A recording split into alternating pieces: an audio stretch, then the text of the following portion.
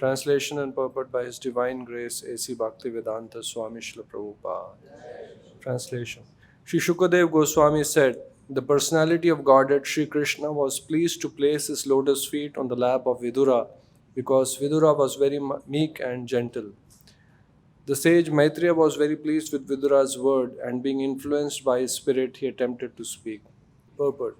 The word Sahasra Shishnaha is very significant. One who has diverse energies and activities and a wonderful brain is known as Sahasra Shishnaha. This qualification is applicable only to the personality of Godhead Sri Krishna and no one else. The personality of Godhead was pleased to dine sometimes with Vidura at his home, and while resting he placed his lotus feet on the lap of Vidura. Maitreya was inspired by the thought of Vidura's wonderful fortune. The hairs of his body stood on end, and he was pleased to narrate the topics of the personality of Godhead with great delight. Thus ends the Bhaktivedanta Prabhu. So here in this verse it's mentioned the personality of Godhead Sri Krishna was pleased to place his lotus feet on the lap of Vidura. So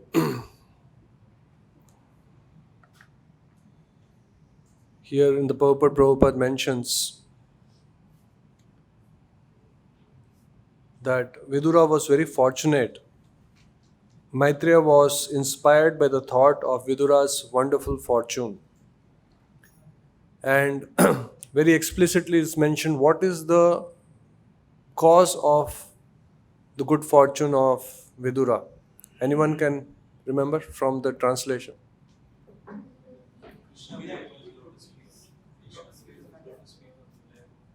Why? Because Vidura was very meek and gentle.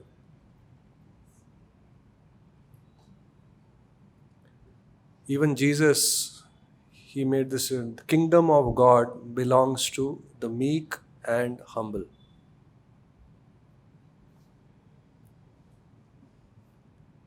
One of the symptoms, one of the signs, just like whether a person is healthy or unhealthy, there are some symptoms, some measure.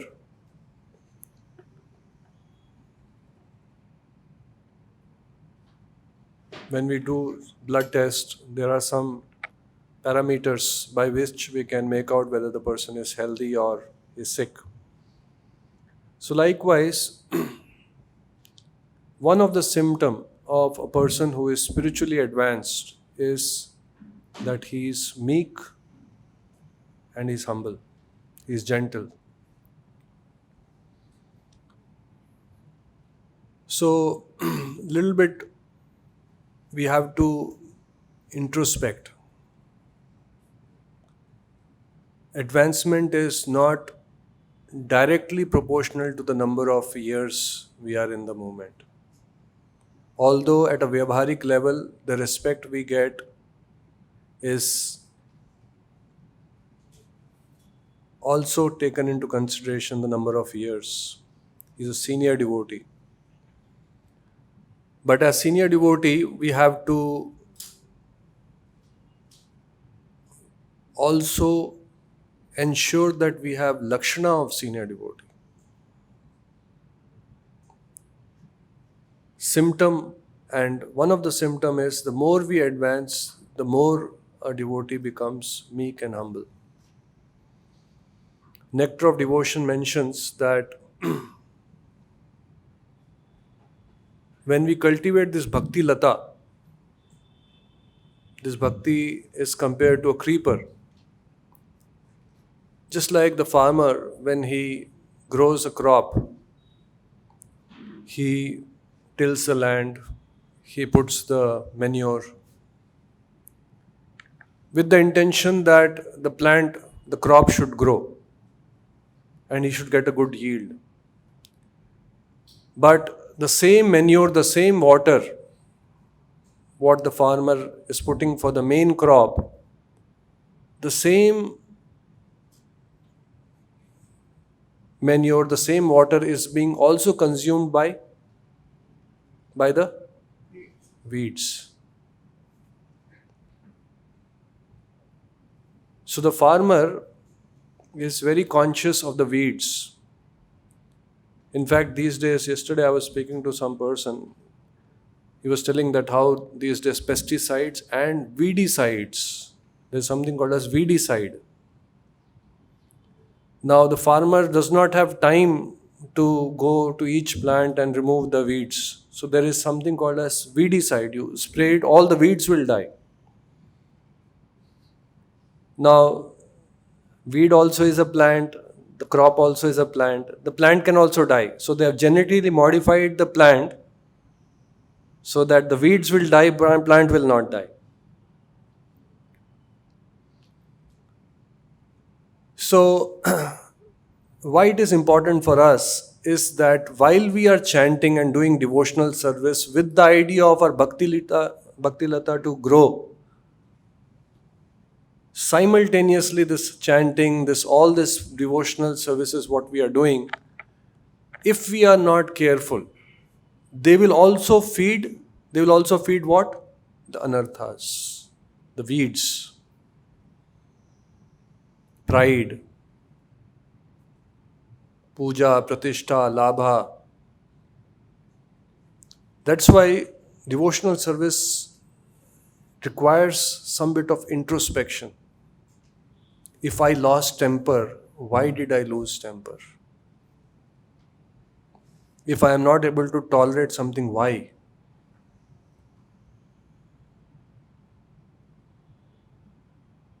This is my anartha. And yes, our process, if we sincerely, genuinely follow anarthas, we don't have to very consciously remove each and every anartha. But if we become aware that these are the anarthas, and while we are following the process, we can fast track our purification if we also pray to the Lord. This is my anartha. This is what is pulling me down. I am very proud. I am short-tempered. Please help me. So, we'll today, based on Prabhupada's quotes, understand more what we should do to be humble and meek and humble. Even Chaitanya Mahaprabhu says, Kirtaniya Sadahari. What is that verse? Tarorapi soisna amanina mana dena kirtaniya sadahari. And then he also says that if one can wear this as a necklace, that means so important it is for us to remember that we have to be meek and humble. We have to be tolerant.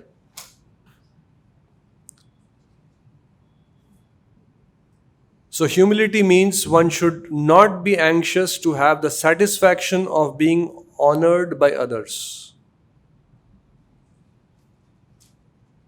So from these quotes we can understand where we can go wrong, or from the symptoms we can identify. Suppose somebody did not respect us.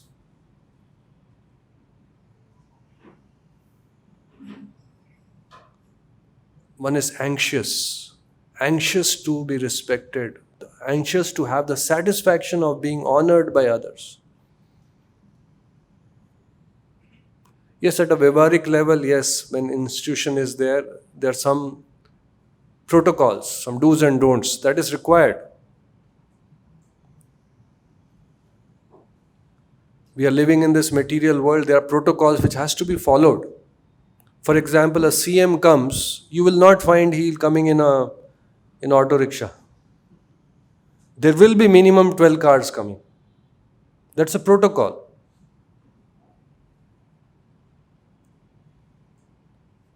So like a sannyasi, as per the Vedic thing also he has to be respected. One has to pay obeisances.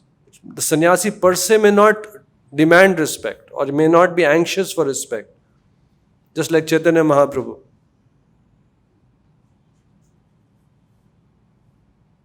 But when a devotee is anxious for the satisfaction of being respected by others, then there is a danger. Humbleness is the sign of progress in Krishna consciousness. So as I said, symptoms. When a person is sick, there are symptoms. He is weak. He doesn't have energy to do things. He gets tired very easy. So humbleness is a sign of progress in Krishna consciousness. A Krishna conscious person thinks always about himself as the lowest creature in the world.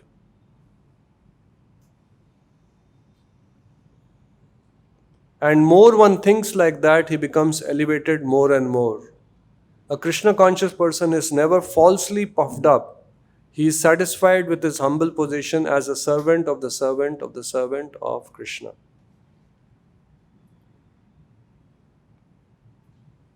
When does pride come and thinks that I am great? We all have heard the story about Duryodhan and Yudhishthira Maharaj. Dronacharya gave them a test after their education got over. Pandavas and this Dronacharya, Kauravas. So the test was, and Dronacharya knew from their lakshan, from their symptoms, what kind of disciples they were. So he asked the question, now that you have learned everything, I want to go around in the city, told Yudhishthira Maharaj, and find out who is the most degraded, most fallen, most wretched person in the whole kingdom. Take some time, go and meet people and try to identify who is the most fallen. So Yudhishthira Maharaj went, he met a lot of people, he tried to assess based on his understanding. And then comes back and tells Dronacharya, I met a lot of people, I spoke to so many and then tried to find out. I have come back convinced that, what is the answer? I am come back convinced that I am the most wretched, most fallen. Actually, this is actually a fact. A devotee thinks like that. And which is not just, it's not just, Prabhupada uses the word yesterday in lecture, it is not just for the heck of saying. We also examine Krishnadas Kaviraj Goswami, so exalted devotee, he's saying I am worse than Jagai and Madai. And then he says I am worse than even worm in the stool. This should go on in our heart. Externally, at Vyavaharik level, somebody will say, somebody is a good devotee, some position, some this thing. But in the heart, what should be going on is this. And what is going on in the heart will manifest in our words, in our behavior, in our actions. We cannot hide it. Somebody did not give respect, will get agitated.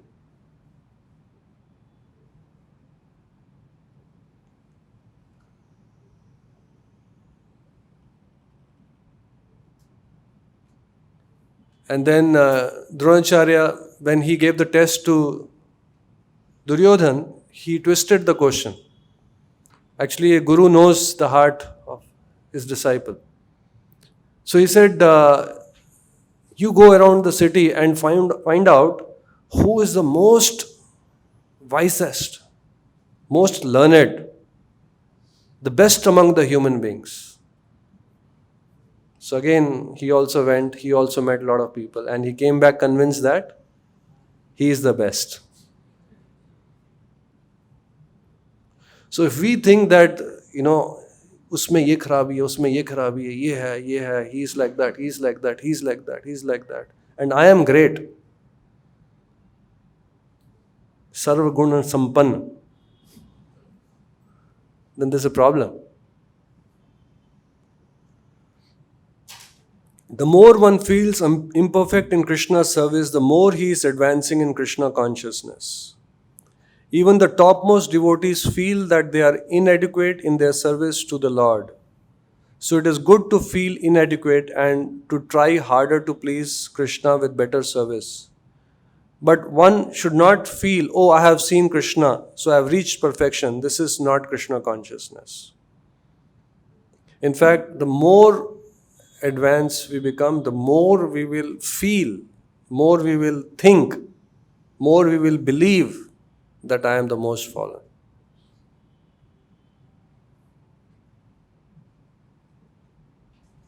And the test is in our hands. What do we feel?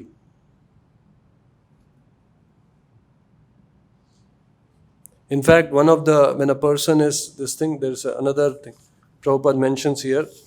Chitraketu, having become a great devotee of Lord Krishna, Sankarshana, was somewhat proud at having achieved Lord Sankarshana's favor and therefore thought he could now criticize anyone, including Lord Shiva. Criticism has a place. When we see something wrong, there is a way to deal with it. And criticism also at times is required. But criticism can also come. What is going on in the heart is very important.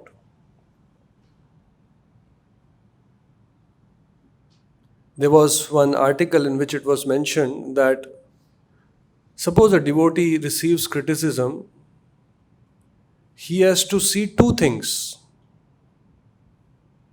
Who is criticizing? Is adhikara. And second thing is, what is his intention? Not all criticism is bad.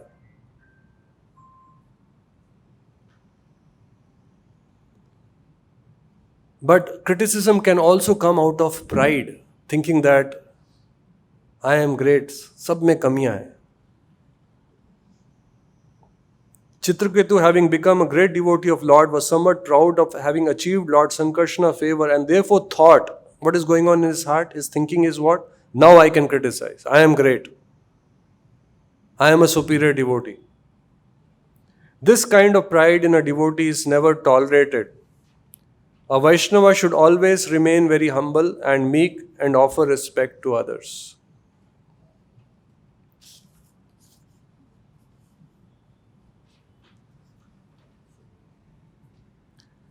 A Krishna conscious person thinks always about himself as the lowest creature in the world.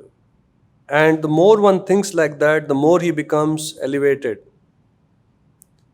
A Krishna conscious person is never falsely puffed up. He is satisfied with his humble position as the servant of the servant of the servant of Krishna. Here you see Vidura, his qualification. Why Krishna is so pleased? He says Krishna used to sometimes dine in Vidura's home, and while resting he placed the lotus feet on the lap of Vidura. And Maitreya is very inspired with the good fortune of this thing. And here it is said in the verse, directly it is mentioned, what is the cause? Why Vidura was so dear to Krishna? Because he was gentle and meek.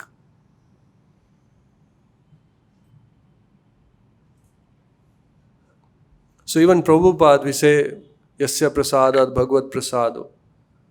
Prabhupada also will be pleased if we are meek and humble. And likewise, even in our services, what we do, what is assigned, the representatives. Attitude is very important. One is the content, what we are doing, and how we are doing what we are doing. Sometimes we give overemphasis on what we are doing. That's why I'm saying this project, in one sense, for Krishna's point of view, it's not a big thing. But how we go about constructing it, how we go about what's going on in our heart, what dependence, what feelings, that is what Krishna is interested in. For us, this is a project for us. For Krishna, all of us are project. It's our bigger project. This project is very small, insignificant project. The other day I was telling one, AU Bank is coming up with a building, just front, 500 crores building. Just one building they're building.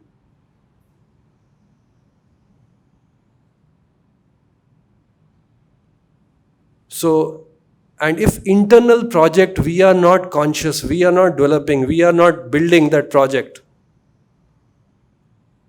actually in one sense, even if we come up with this project, it's a failure. Because, project will come up, but what if there is pride in our heart? We have done it. We think ourselves as great devotees. So it's a very big project for us. In fact, for all of us, individually and collectively, big project. How we remain humble, how we remain gentle. People will respect us, people will glorify us.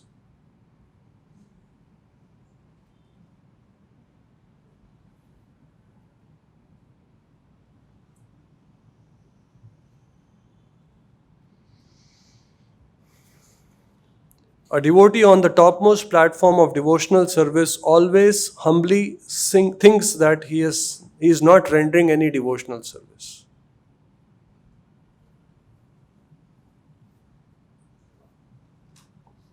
Krishnadas Kaviraj Goswami has written, Krishna more nahi prema gandha.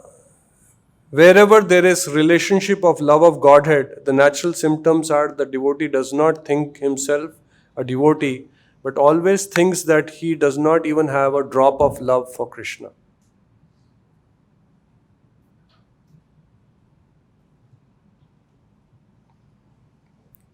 There was once a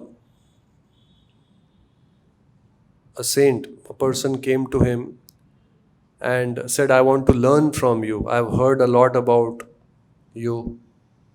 You know the Vedas. You're very learned scholar. I want to learn from you. So he said, most welcome. So there were other disciples also. He said, please, you have any questions? So they got into some discussion. And in course of the discussion, this person started arguing. No, how can you say like that? This thing. And he said, no, according to me, this is the right thing. And arguing, and more than hearing, he started speaking. Sometimes we also have to go to preach some people. So more than they listening from us, they are very eager to show their panditya. So this person also started speaking, started arguing. Then this saintly person told, with this mentality, I don't think you can learn anything. Directly he told on his face. He says, why? How can you say like that? He says, let me show you. So he took this person to the stream, the lake nearby, and he had a jug and put that jug in the stream, in that water body, and pulled out. So water was full, the jug was full, and the water was flowing out, overflowing. So this saintly person asked, can I fill more water in this? So this person, he knew everything. So immediately, how is it possible? So foolish question. How is it possible? It's already full. How can you fill more? So that saintly person, this is exactly what I was saying. With this mentality, you cannot learn anything. You're already full. Already full with your beliefs, your preconceived notions, your ideas, your perspective of life, your thinking. That's why you see in the Gita also Krishna says, Tat vidhi pranipatena pariprashnena sevaya. Pranipatena, first surrender. The other day somebody was asking me this question, how to convince when we meet people, how to convince somebody, he was telling about a person, I'm trying to convince him, but somehow he is not. For every argument he has an answer, counter argument. So I said, sometimes the problem is not with the argument. The problem is not with our logic, our preaching. The problem is with what intention the other person is listening. if he has too many preconceived ideas and he is listening from the mood of and evaluating each and everything what is being spoken, then a person cannot learn.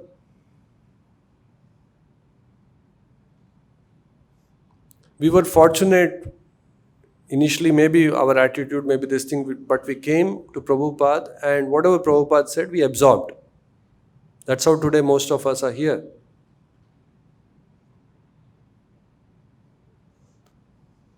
But if there is, we think that we know everything and then we question everything,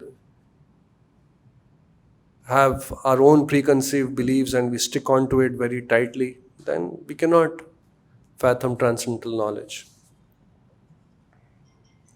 One should always feel very humble that will help one to make progress in Krishna consciousness.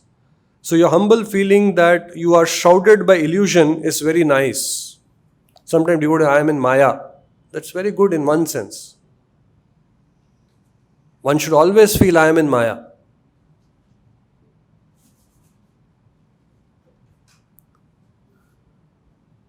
At the same time, you're feeling that Krishna consciousness is so nice that it makes everything easy.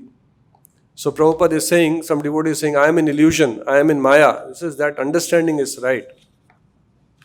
One should feel like that. Now, see, these all Bhagavatam, we have examples of so many pastimes, so many anecdotes, so many this thing, just to demonstrate these principles. Can anyone remember from the life of Prahlad Maharaj? Based on what we discussed. Anyone? Prahlad Maharaj. We all know he was an exalted devotee. What statement he made from this what we have been discussing is reflected in his talks. Anyone? What did he say? Yes?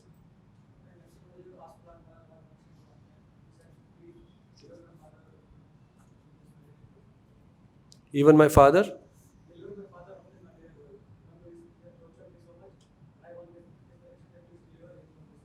No, that he said, deliver my father. What was his thinking? What was Prahlad Maharaj's thinking which was reflected in his talks? What did he say to Narsinghadev? All the devatas are they're more qualified than me. I am a small child.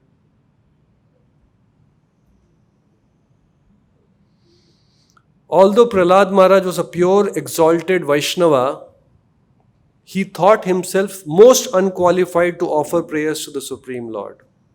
Thought himself most thinking, feeling, willing. What's going on in the heart is very important. From actions, in one sense, you cannot make out. That's why he says, Vaishnava Kriya Mudra. You cannot make out from the actions. Prabhupada was sometimes very chastising. You fools, rascals, he's not humble.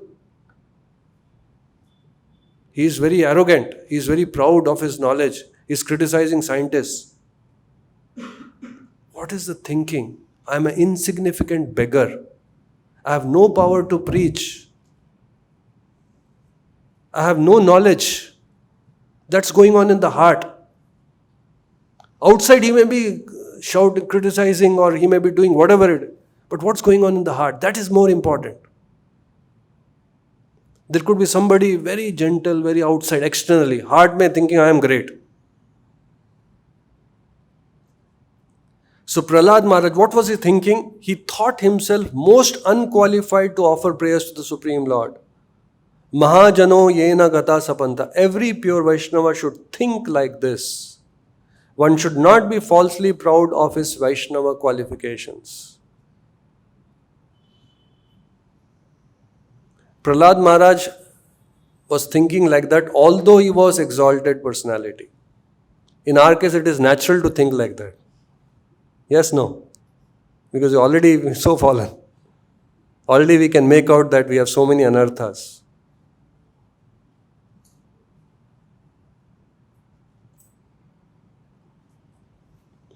You have signed your name as Krishna Das Naradhama. But actually one who is Krishna Das is Narottama.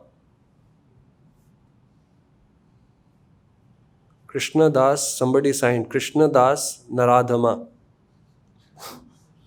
So Prabhupada is writing to him that one who is Krishna Das is actually Narottama, the best of the human beings. But a Krishna Das can deliver all Naradhamas. I am always very much pleased with your humble attitude, and a Vaishnava devotee of Lord Chaitanya always thinks himself as Naradhama, the lowest of mankind, although he is Narottama, the best of mankind. See how Prahlad Maharaj, Mahajano Yena Katha, he is best of mankind, he is a pure Vaishnava, but he is thinking that I am very fallen.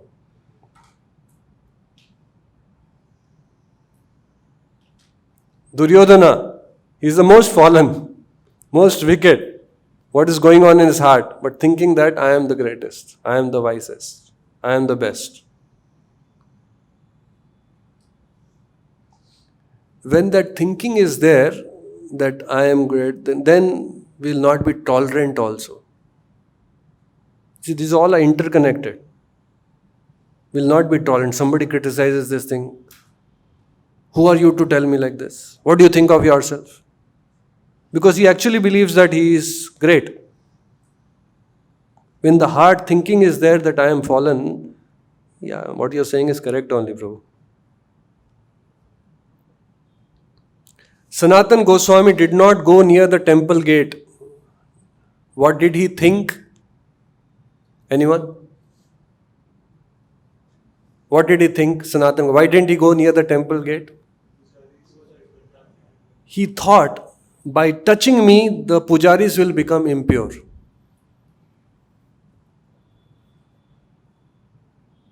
Better I shall not go there. But Jagannath himself was coming to see him daily. This is the position of devotee. Devotee is very humble.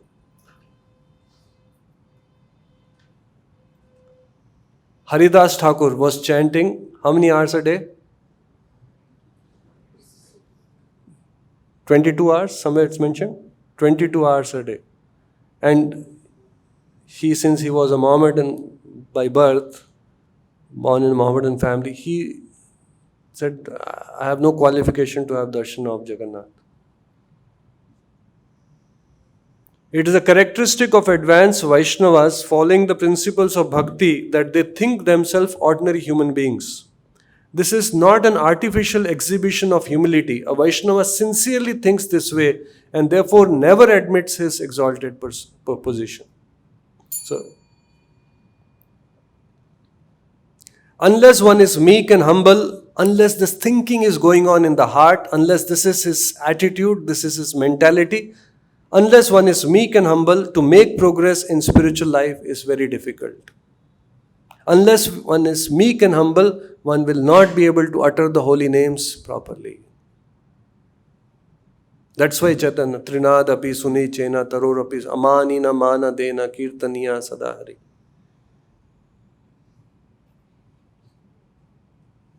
Haridas Thakur was not entering in the Jagannath temple. 500 years ago, they did not allow anyone except Hindus in the Jagannath temple. The same thing is still going on. But Haridas Thakur never by force entered. He thought himself, yes, I am low-grade person. Thought. See, everywhere thought. Prahlad Maharaj thought. Sanatan Goswami thought. Thinking. From thinking comes feeling. Feeling comes our actions, our behavior. Willing. Yes, I am low-grade person born in low-grade family. Why shall I disturb the pujaris and others who are directly engaged with Jagannatha? No.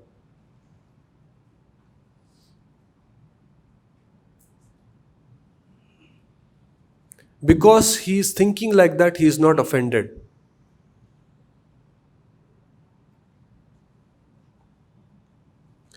Prahlad Maharaj, such an exalted personality, he is so humble. He says, I am born in a ferocious family. What is his thinking? I am born in a ferocious family. Certainly I have inherited the qualities of my father. my family, demoniac family, and persons like Lord Brahma and other demigods, they could not satisfy the Lord. And what am I? Who am I to do? A Vaishnava thinks like that. Although he is transcendental Nitya Siddha, he is thinking, identifying himself with his family. So as I said, these are all, it's very clear. Kingdom of God belongs to meek and humble. Vidura is very dear because he is very meek and humble. Prabhupada also says here, unless one is meek and humble, to make progress in spiritual life is very difficult. So we have to constantly check ourselves. What's going on in our heart? What's our thinking?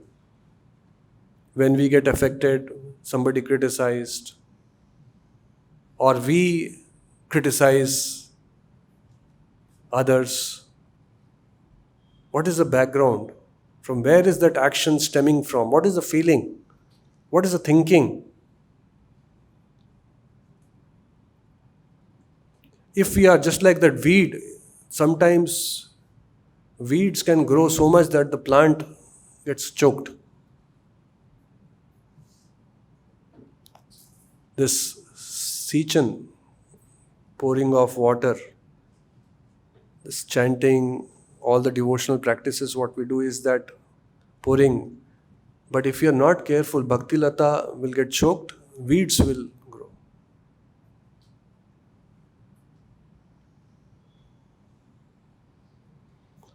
So we'll stop here. Anyone has any question? Anything like to ask based on what we discussed today?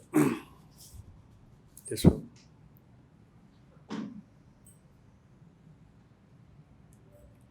You can speak. I'll repeat the question.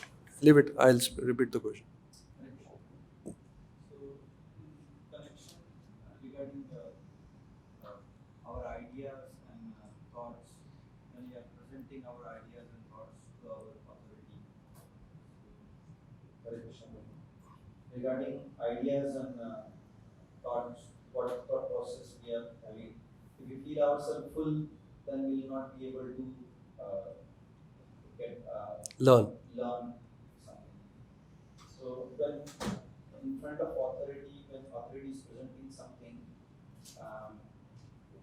in what mode we should approach so that our whatever experience we can share, so that we can improve in our devotional service. Ideally speaking, so are you saying the question is that we should not be too full in front of authorities, and if we want to share something, some good idea, right? So should we share, or should we think that no, I should just humbly listen and follow whatever is being told? Right? Is that the question? Yes.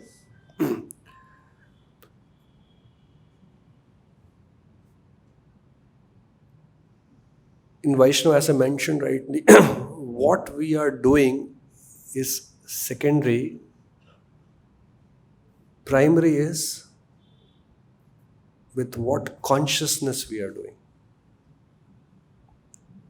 What is the thinking behind that action? So even if assuming we have a good idea, it is not a sin that a good idea cannot be from a younger devotee. A newly joined devotee can have a brilliant idea. But how he presents is important. The code of conduct, the Vaishnava etiquettes have to be followed. With humility that has to be presented. You understood? And also, it's all for us. We are subordinates also, we are leaders also. When we are in leadership position, we have to play that kind of a role. Somebody is giving a good idea, we should not say, who is he to give idea?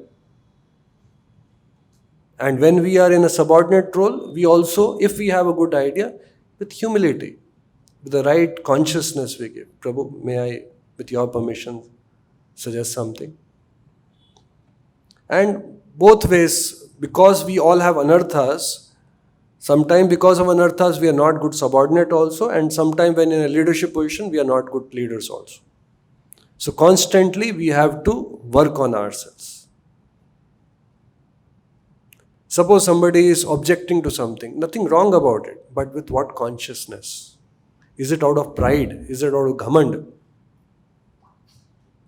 Or is it genuinely he feels with humility, with proper consciousness, he is saying, and वो पता लग जाता है. So there's nothing wrong. Suppose a junior devotee can give feedback, but with what consciousness? It should not be out of pride. It should not be out of arrogance. Does that answer question? Any other question?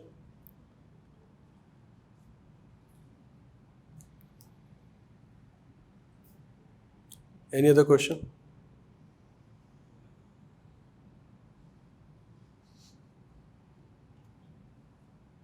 So the second question is thinking about our thinking.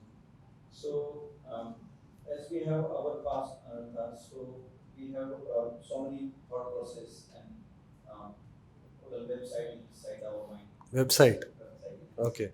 Total so many Network. network. Oh. So when we hear the bhagavatam, so it gets clear. But the whole day when we work in our services, The network overpowers. overpowers. So in order to get rid of this old network, what should be our thinking process? Good one. So that's what we daily run. Nashta prayeshu bhadreshu nityam bhagavata seva. New connections are getting formed if we are properly listening with the right spirit. It should get formed.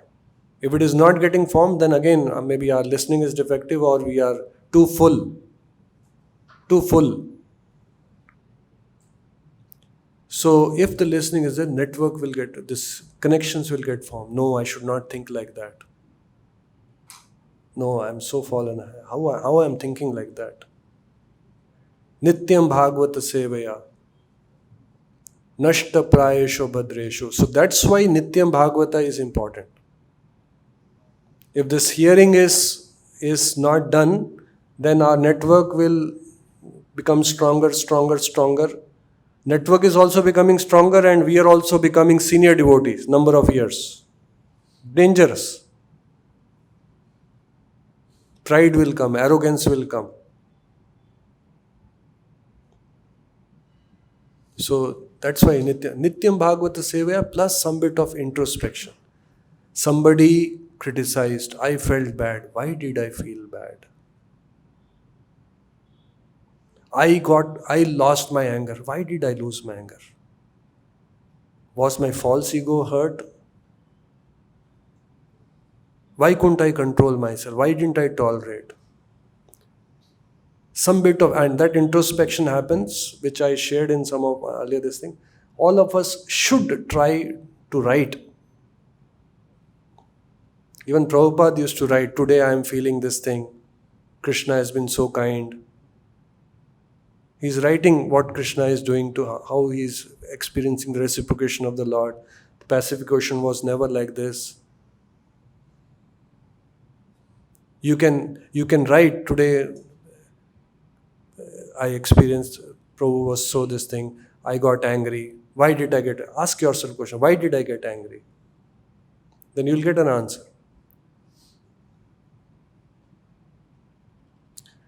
First thing is they say awareness. We may have anarthas, but we may not be aware that we have anarthas. That's called unconscious incompetence. That's the bottommost stage. In Vaishnava community when we live, little bit of introspection and little bit of, because we are living in a community, we naturally come to a stage called conscious incompetence. What is the bottommost stage?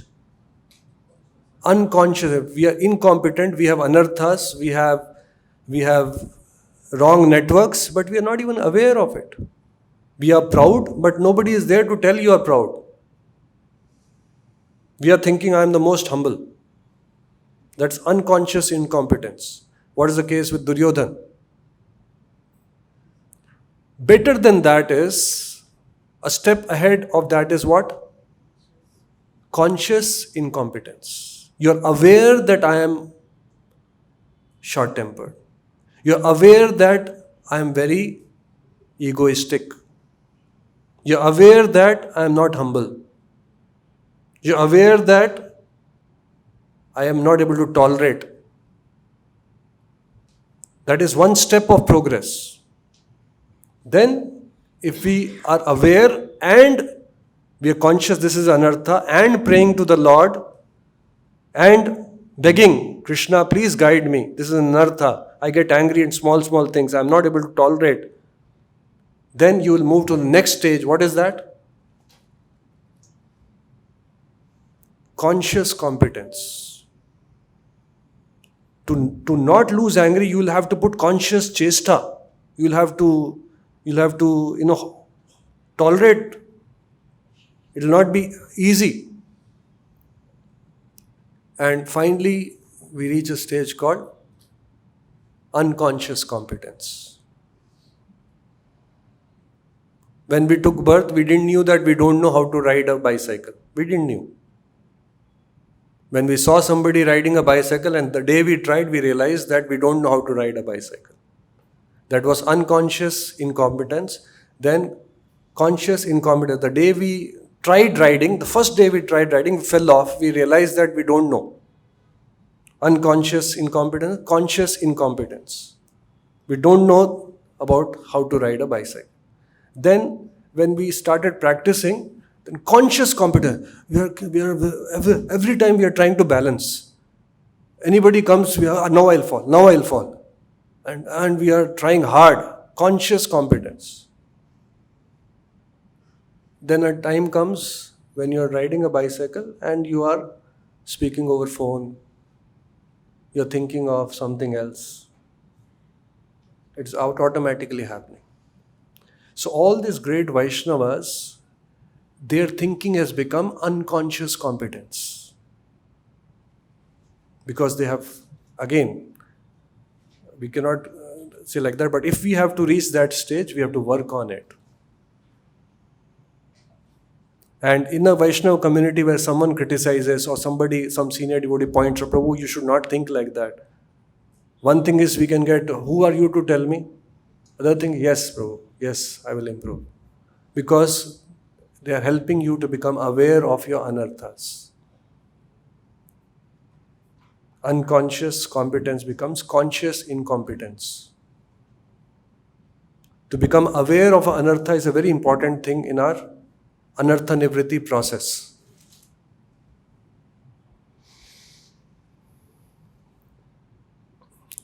So we'll stop here. Granth Raj, Srimad Bhagavatam ki, Srila Prabhupada ki.